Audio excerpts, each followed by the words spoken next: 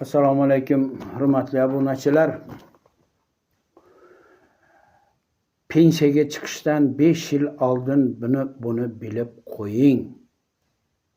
Do'stlar, pensiyaga chiqishga hali 5 yil, balki 10 yil bormi? Unda bu videoni oxirigacha ko'ring. Chunki ko'pchilik pensiyaga chiqqandan paytdagina bu muhim narsani bilib qoladi, chiqayotgan paytdagina. Nega mening pensiyam shuncha bo'ldi? Nega boshqa odamniki mendan ko'p deb hayron bo'ladi. Aslida esa pensiya miqdoriga ta'sir qiladigan muhim ma'lumotni pensiyaga chiqishdan ancha oldin bilib qo'yish kerak. Bugun sizga O'zbekistonda pensiya hisoblanganda ish haqining qaysi davri olinishi va nima uchun rasmiy ish haqi muhim ekanligini tushuntiraman. Nafaqat ish haqigina, balki staj, mehnat staji ham juda muhim. Ozgina mehnat staji ana shu erkaklarga 25 yil emas, 24 yil bo'lib qolishi mumkin. Voy, qanday bunday 1 yil kam bo'lsa ham juda ham farqi juda katta bo'lib chiqadi, to'liq ish staji bo'lmasa. Va biz hozir bu yerda uni ham mana aytib o'tdim, lekin ish haqi juda bir katta ta'sir qiladigan holatni men sizlarga yetkazmoqchiman. Chunki bu meni boshimdan o'tgan, necha yil bo'ldi, mana 7 yil bo'ldi. Bu meni boshimdan o'tganiga va men juda hushyorlikni juda past qilib qo'ygan ekanman. Ana shu qonunchilikda boshqa o'zgarish bo'lmaganki, men oxirgi yillari o'zimga xususiy tadbirkor bo'la turib ozroq nima yozgan ekanmanki, oylik ish haqi.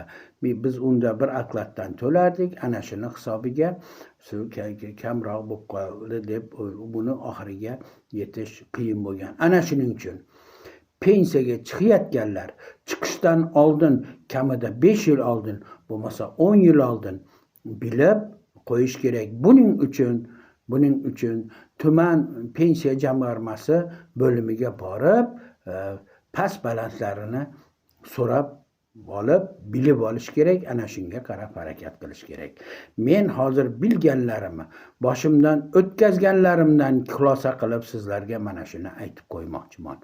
O'zbekistonda pensiya hisoblaganda fuqaroning oxirgi 10 yil ishlagan vaqti ichida istalgan ketma-ket 5 yillik ish haqi hisobga olinadi. 5 yillik ketma-ket ish haqi. Oxirgi 10 yil ichidagi 20 yil oldingi hisoblanmaydi. 20 yil oldingi palon juda katta oylik, endi ular kompensatsiya qilinadi-yu, oxirgi 10 yilligi hisoblanadiki, ana shu 10 yilda yaxshi oylik bilan chiqishingiz kerak pensiyaga. E'tibor bering, oxirgi 5 yil emas, balkim oxirgi 10 yil ichidagi istalgan ketma-ket 5 yillikda oladi. Ketma-ket oxirgi 10 yillikda bunday qilib terib olmaydi. Mana oxirgi 9-yili yaxshi oylik ekan, 5-yili, 3-yili, 1-yili deb olmaydi. Ketma-ket oladi. Ana shu juda muhim bo'ladi. Shuning uchun odam pensiyaga chiqishdan oldin o'zini qaysi yillardagi rasmiy ish haqi yuqoriroq bo'lganini bilib borish juda muhim. Nega buni 5-10 yil oldin bilish kerak degan savol. Mana shu joy juda muhim. Agar siz pensiyaga chiqishingizga 1-2 yil qolganda bu qoidani bilsangiz, imkoniyatingiz ancha cheklangan bo'ladi. Hali ham bo'lsa, ana shu 1 yil, 2 yilda bo'lsa ham yuqori oylikka o'tirishingiz kerak. Xususiy tadbirkor bo'ladigan bo'lsangiz, ko'p pensiya jamg'armasiga topshirish kerak yoki bo'lmasa oyligingizni shundoq yuqori darajalarga ko'tarib yuborishingiz kerak bo'ladi. Pensiya ko'proq chiqaman desangiz. Ammo 5-10 yil oldin bilsangiz, mehnat faoliyatingiz va rasmiy ish haqingizga jiddiy e'tibor berishingiz mumkin. Oldindan bilib qo'ying.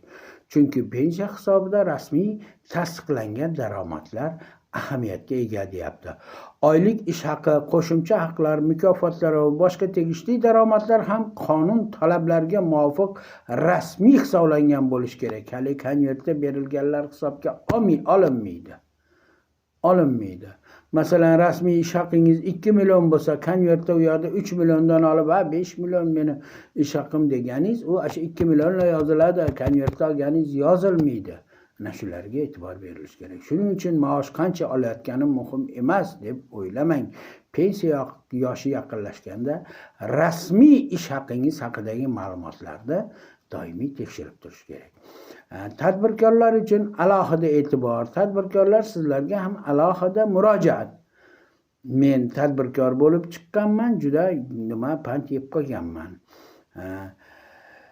Men tadbirkorman, soliq to'layman, demak pensiyam katta bo'ladi deb avtomatik ravishda xulosa qilish to'g'ri emas. Ayniqsa yakka tartibdagi tadbirkorlar uchun pensiya hisobida ish haqqi oddiy yollanma xodimniki kabi hisoblanmaydi.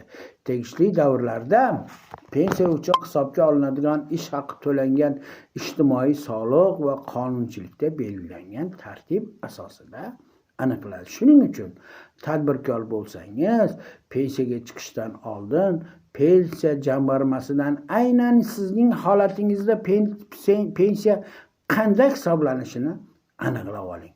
Oldinroq kiring. 5 yil chiqishingizga 5 yil, 10 yil qolganda kirsangiz, bu yog'ini hisob-kitob qilib, keyin yaxshi bo'lib pensiyaga chiqasiz. 5 yil bor, hali 10 yil bor deb yurmang, bir pasda o'tadi, ketadi. Bir pasda ko'z ochib yumguncha o'tadi, ketadi. Ana shuning uchun juda bir hushyor bo'ling. Yana bir muhim cheklov, yana bir narsa bor. Pensiya hisoblashda ish haqining ham yuqori chegarasi mavjud. Ish haqini yuqori yozsam men ko'p pensiya chiqarim. Yo'q, uni bilish kerak-da.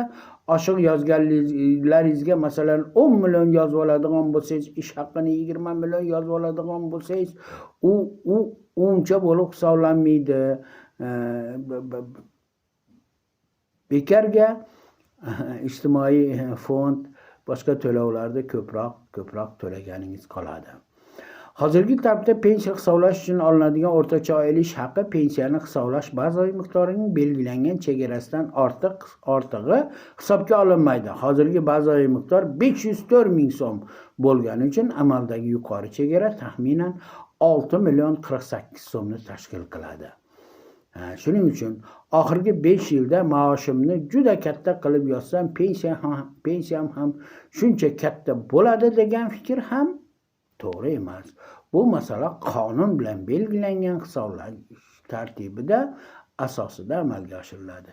Eng asosiy xulosa, do'stlar, pensiyaga chiqadigan kuningizda o'ylanadigan masala emas. Pensiyaga chiqadigan kuningizda o'ylanadigan masala emas. Buni to'g'rilash uchun 5 yil, 10 yil oldin bilib qolishingiz kerak. Pensiya haqida bugundan o'ylash kerak. Agar pensiyaga chiqishingizga 5 yil qolgan bo'lsa, hozirdan ish haqingiz va mehnat stajingiz haqida ma'lumotlarni tekshiring. 10 yil qolgan bo'lsa, undan ham yaxshi. Qaysi davrda rasmiy ish haqingiz yuqori bo'lgan? Qaysi yillarda ishlagansiz? Ish haqingiz rasmiy ko'rsatilganmi? Ijtimoiy soliq va tegishli to'lovlar hisoblanganmi?